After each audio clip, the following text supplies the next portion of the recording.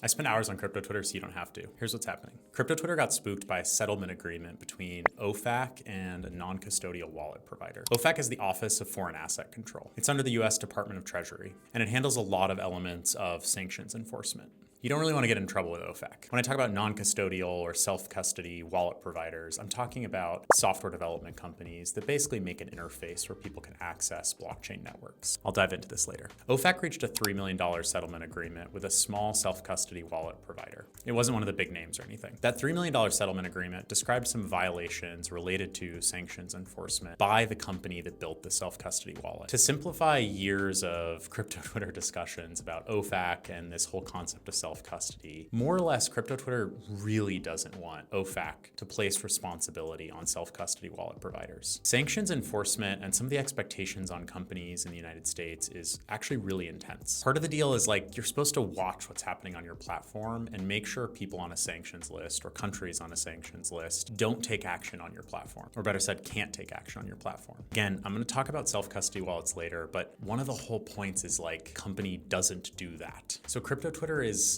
a little touchy when it comes to this. When the settlement agreement dropped, a narrative formed on crypto Twitter that OFAC was placing a ton of responsibility on self-custody wallet providers. But guess what? I actually read the settlement agreement. And it was immediately obvious to anyone why OFAC got mad at the company that ran the self-custody wallet. I think it was on page 2 of the document. OFAC found out that the company's customer support knew it was engaging with people living in Iran. It then advised them to use VPNs, virtual private networks, to get around issues they were having because of US sanctions, among other things. In case you're not picking up on the obvious, it's not a very good idea to help someone evade US sanctions on your platform. As a company, you're actually supposed to do the opposite. So this had nothing to do with the concept of self-custody. If you rewrote this entire story, forgot all about the crypto stuff, the headline would be a customer support operation helped people in Iran evade US sanctions. Should anyone be surprised that OFAC wasn't too happy? If anything, the $3 million settlement was just a slap on the wrist. So in case you're part of crypto Twitter and you didn't get the update on this narrative, you can breathe a sigh of relief. This is not OFAC announcing that it's going to shut down every self-custody wallet in the history of the world.